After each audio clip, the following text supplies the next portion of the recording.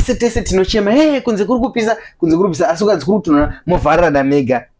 ndoda muzvazvo izvo zviri kumbonyatsoenderana papi nenyaya yatiri kutaura izvozvi zviri kuenderana papi zviri kutoenderana bhozi imi munga mida kutaura kuti zvishati anoona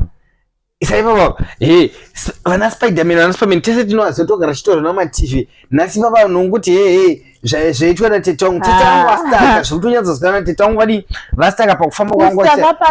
achiendepi ndomubvunzo uripo zvangofanira zvinoita naSuperman izvai zvekuti vanoflya ona Superman anoflya mumuti hero Spiderman anoflya mumuti hero tete wangu achiflyawo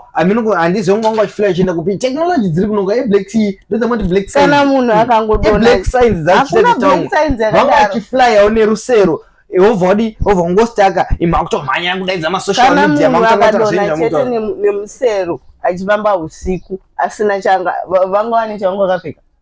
aiwa tiri kutaura kuti zvekuvhunza muroyi hakuna chimwe chinhu chatingambotaura muno muAfrica muroyi vanoroya tete ini ndozviramba tete wangu havaroyi vanoroya tete wangu havaroyi nekuti vangu vachiita zvinoita naSpiderman zvongoflyawo Spiderman anonzi ihero nekuti anonosevha vanhu anobatsira vanhu tete wangu vanombokanganisana vangu vachiflya nerusero rwavo nemutsvairo wavo zvinoreva kuti vanotonobatsirawo vanhu kutsvaira vachitoita basa mamwe usiku pamwe vanosvika mapliti nerusero rwavo nekupepetera umwe tete wangu kana vachitoflya sekuflya kwangu vachita ihero pavastaka pavanonzi vastaka paipai vangu vachofanira kubatsira kwete kuti adonha nerusero anga achiroya adonha nerusero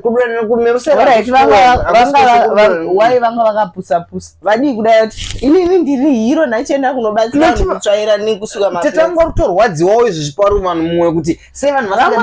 vadii kudaira kuti haana kupusapusa vanga vachirwadziwa kuti imi hamusi kuvarumbidza kuti ihero rekuAfrica kunoko vanoitawo zveblack signs vanoflya sezvinoita naSpiderman sezvinoita naSuperman vanoflya tete wangu amoni zvamutaura tete wangu inoapadhoapo achiflya nerusero rwavo ini ndatongodaidza tete wangu ihero vanoflya vabva kuZimbabwe iye chimbofanira